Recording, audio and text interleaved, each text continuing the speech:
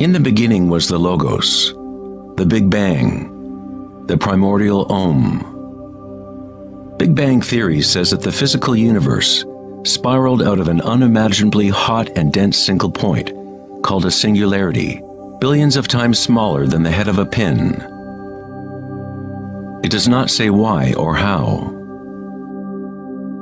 The more mysterious something is, the more we take for granted that we understand it.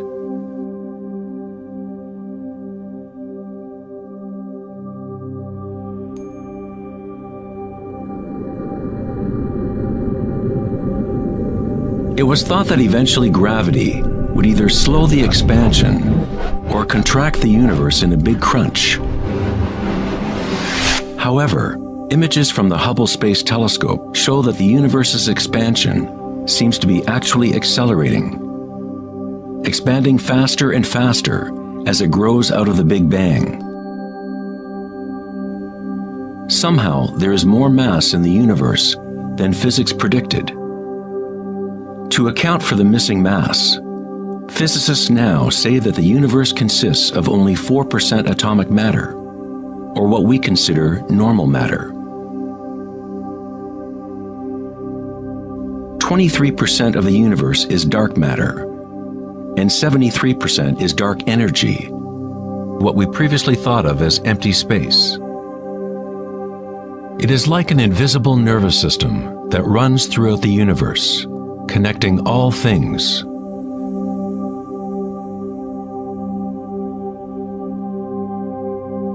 The ancient Vedic teachers taught Nada Brahma, the universe is vibration. The vibratory field is at the root of all true spiritual experience and scientific investigation.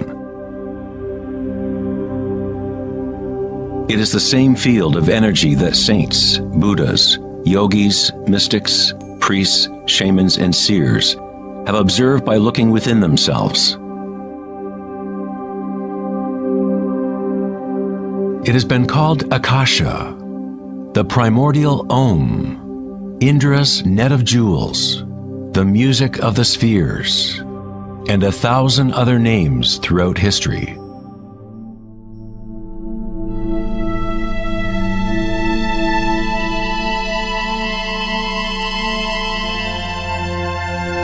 It is the common root of all religions.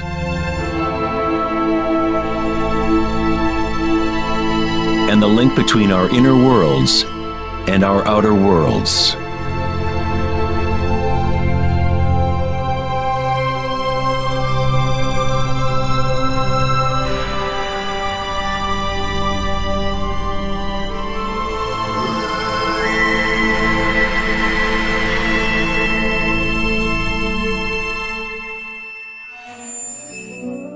In Mahayana Buddhism in the 3rd century, they described a cosmology not unlike the most advanced physics of modern day. Indra's net of jewels is a metaphor used to describe a much older Vedic teaching, which illustrates the way the fabric of the universe is woven together. Indra, the king of the gods, gave birth to the sun and moves the winds and the waters. Imagine a spider web that extends into all dimensions. The web is made up of dewdrops, and every drop contains the reflection of all the other water drops. And in each reflected dewdrop, you will find the reflections of all the other droplets. The entire web in that reflection, and so on to infinity. Indra's web could be described as a holographic universe, where even the smallest stream of light contains the complete pattern of the whole.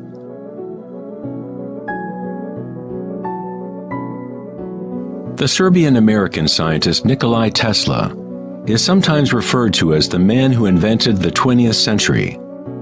Tesla was responsible for discovering alternating current electricity and many other creations that are now part of everyday life. Because of his interest in the ancient Vedic traditions, Tesla was in a unique position to understand science through both an Eastern and Western model. Like all great scientists, Tesla looked deeply into the mysteries of the outer world, but he also looked deeply within himself. Like the ancient yogis, Tesla used the term akasha to describe the etheric field that extends throughout all things. Tesla studied with Swami Vivekananda, a yogi who brought the ancient teachings of India to the West. In the Vedic teachings, akasha is space itself, the space that the other elements fill, which exists simultaneously with vibration. The two are inseparable. Akasha is yin to prana's yang.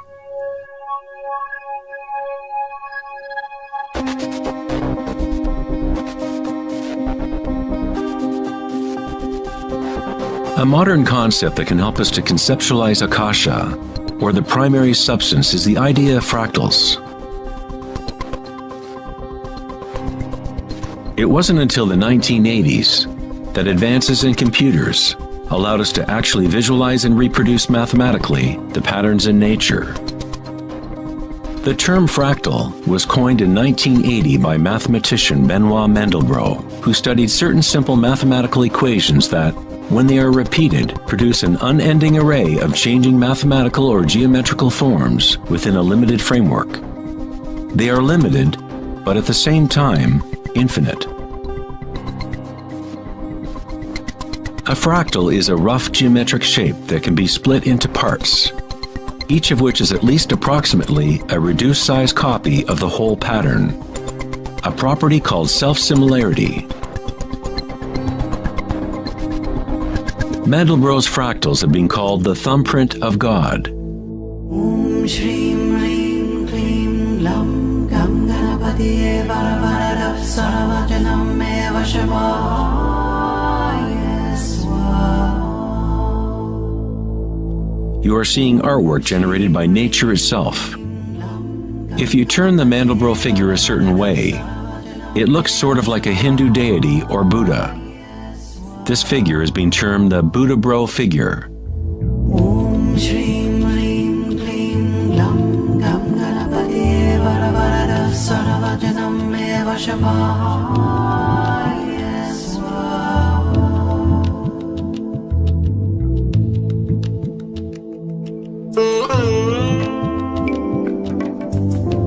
If you look at some forms of ancient art and architecture, you will see that humans have long associated beauty and the sacred with fractal patterns.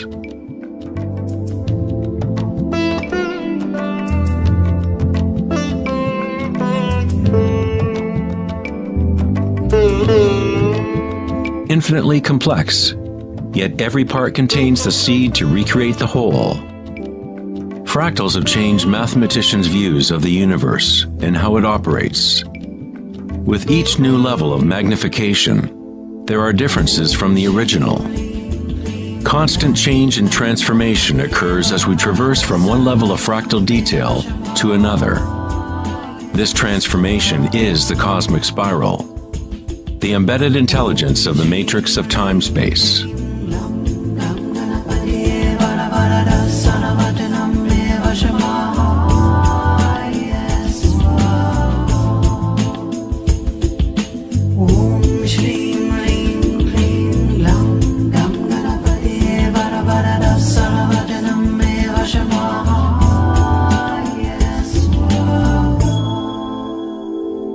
Fractals are inherently chaotic, full of noise and order.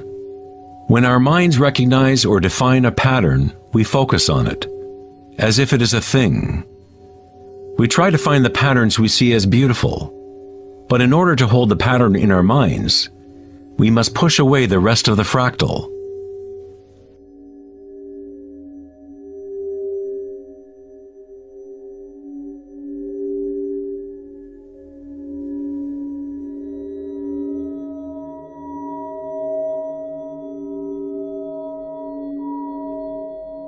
To comprehend a fractal with the senses is to limit its movement.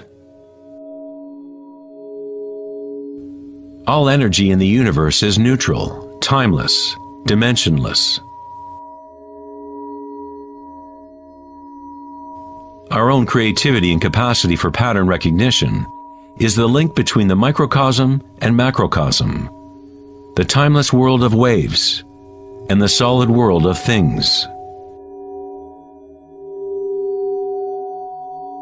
Observation is an act of creation through limitations inherent in thinking. We are creating the illusion of solidity, of things by labeling, by naming. The philosopher Kierkegaard said, "If you name me, you negate me." By giving me a name, a label, you negate all of the other things I could possibly be. You lock the particle into being a thing by pinning it down, naming it. But at the same time, you are creating it, defining it to exist. Creativity is our highest nature.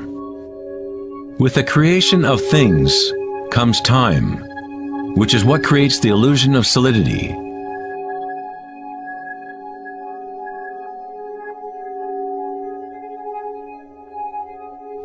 Einstein was the first scientist to realize that what we think of as empty space is not nothing.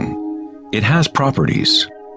And intrinsic to the nature of space is nearly unfathomable amounts of energy. The renowned physicist Richard Feynman once said, "There is enough energy in a single cubic meter of space to boil all the oceans in the world." Advanced meditators know that in the stillness lies the greatest power. The Buddha had yet another term for the primary substance, what he termed kalpas, which are like tiny particles or wavelets that are arising and passing away trillions of times per second.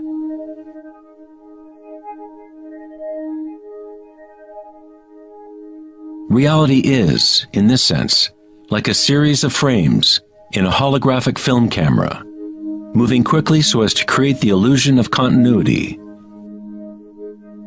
When consciousness becomes perfectly still, the illusion is understood, because it is consciousness itself that drives the illusion.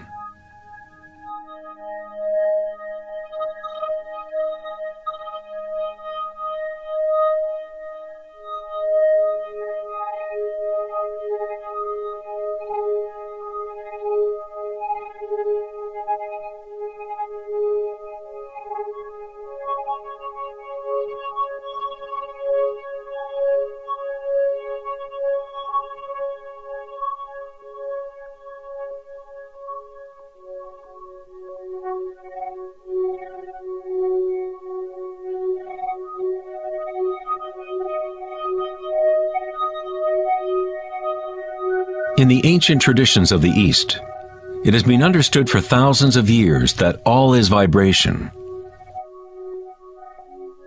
Nada Brahma, the universe is sound. The word nada means sound or vibration, and Brahma is the name for God. Brahma simultaneously is the universe and is the creator.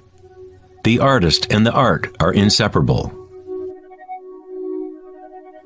In the Upanishads, one of the oldest human records from ancient India, it is said, Brahma the creator, sitting on a lotus, opens his eyes, and a world comes into being.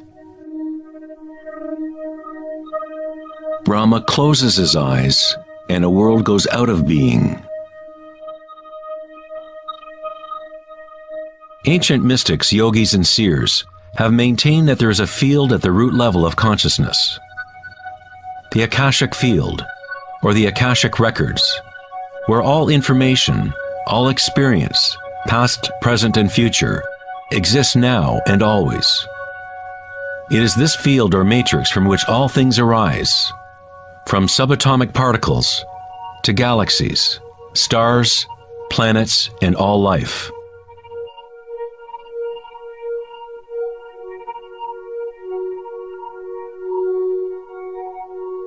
You never see anything in its totality, because it is made up of layer upon layer of vibration, and it is constantly changing, exchanging information with Akasha. A tree is drinking in the sun, the air, the rain, the earth. a world of energy moves in and out of this thing we call a tree. When the thinking mind is still, then you see reality as it is, all aspects together. The tree and the sky and the earth, the rain and the stars are not separate. Life and death, self and other, are not separate, just as the mountain and the valley are inseparable. In the Native American and other indigenous traditions, it is said that everything has spirit, which is simply another way of saying everything is connected to the one vibratory source. There is one consciousness, one field, one force that moves through all. This field is not happening around you, it is happening through you, and happening as you. You are the you in universe. You are the eyes through which creation sees itself. When you wake from a dream, you realize that everything in the dream was you. You were creating it. So-called real life is no different. Everyone, everything is you. The one consciousness looking out of every eye. Under every rock.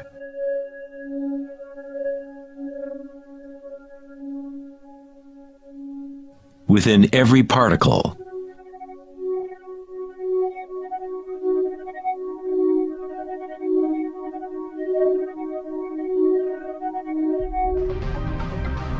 International researchers at CERN, the European Laboratory for Particle Physics, are searching for this field that extends throughout all things. But instead of looking within, they look to the outer physical world.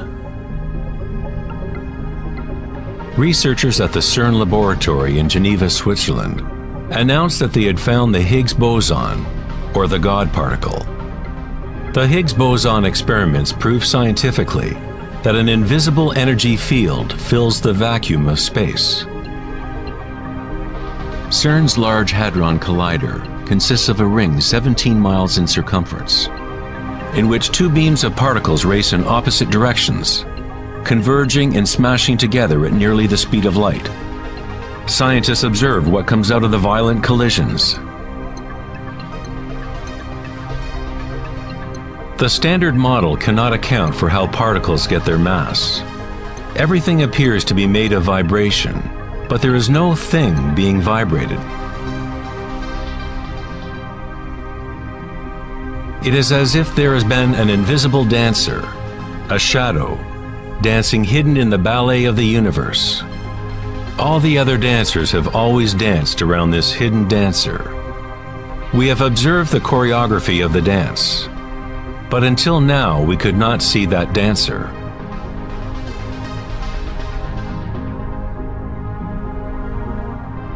The so-called God particle, the properties of the base material of universe, the heart of all matter which would account for the unexplained mass and energy that drives the universe's expansion. But far from explaining the nature of the universe, the discovery of the Higgs boson simply presents an even greater mystery, revealing a universe that is more mysterious than we ever imagined. Science is approaching the threshold between consciousness and matter. The eye with which we look at the primordial field and the eye with which the field looks at us are one and the same.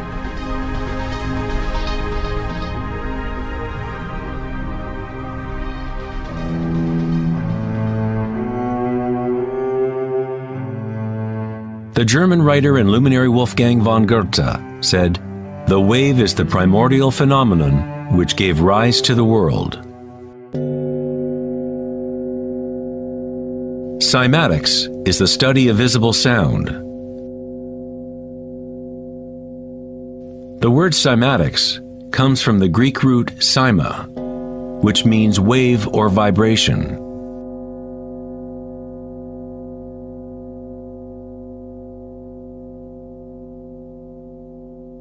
One of the first Western scientists to seriously study wave phenomena was Ernst Chladni, a German musician and physicist who lived in the 18th century. Chladni discovered that when he spread sand on metal plates and then vibrated the plates with a violin bow, the sand arranged itself into patterns. Different geometrical forms appeared depending on the vibration produced.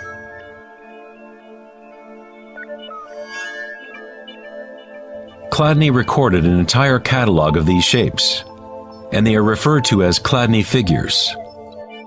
Many of these patterns can be found throughout the natural world, such as the markings of the tortoise,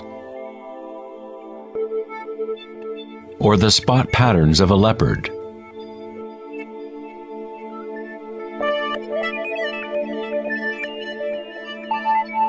Studying Chladni patterns or cymatic patterns is one secret way in which high-end guitar, violin, and other instrument makers determine the sound qualities of the instruments they make.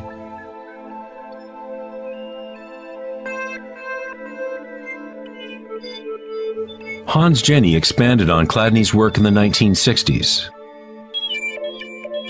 Using various fluids and electronic amplification to generate sound frequencies, and coined the term cymatics.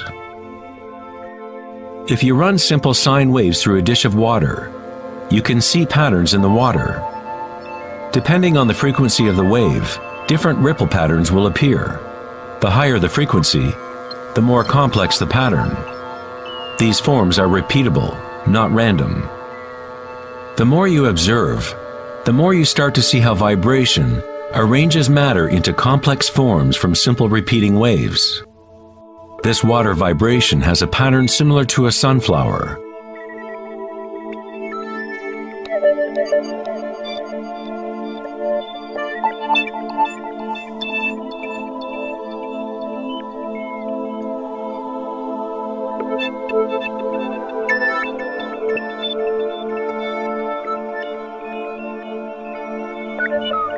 Simply by changing the sound frequency, we get a different pattern.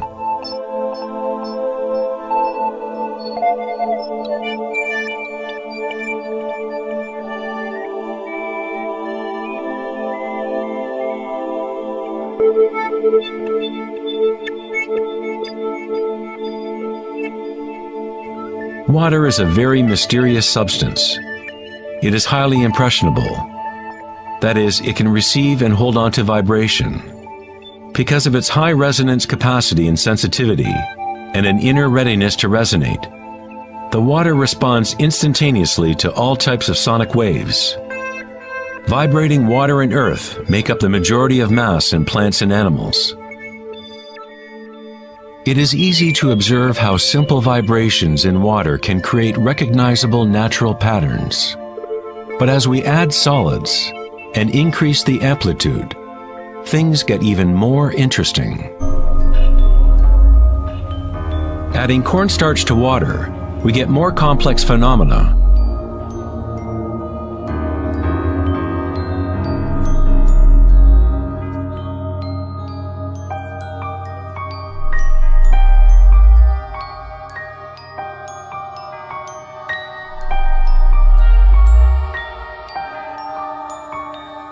Perhaps the principles of life itself can be observed as vibrations move the cornstarch blob into what appears to be a moving organism.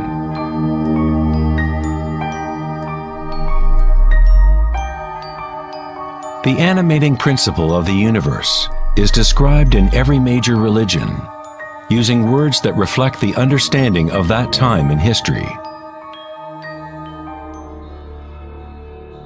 In the language of the Incas, the largest empire in pre-Columbian America, the word for human body is Alpa Camasca, which means literally, animated earth. In Kabbalah, or Jewish mysticism, they talk about the divine name of God, the name that cannot be spoken. It cannot be spoken because it is a vibration that is everywhere. It is all words, all matter. Everything is the sacred word. The tetrahedron is the simplest shape that can exist in 3 dimensions. Something must have at least 4 points to have physical reality. The triangle structure is nature's only self-stabilizing pattern. In the Old Testament, the word tetragrammaton was often used to represent a certain manifestation of God. It was used when talking about the Word of God, or the special name of God, Logos or primordial Word,